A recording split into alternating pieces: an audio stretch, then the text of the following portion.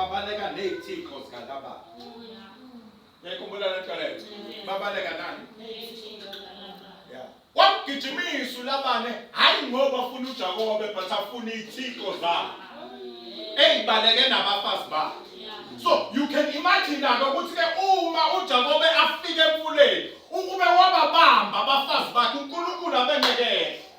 Hayi ngoba kona uJakobe but ukone abafazi bakhe abahleli ney'thixo zikaLabane. Abenze njani bazalwane? Because le nto ye-separation Nkosi yami ngiyakhuluma ekuseni.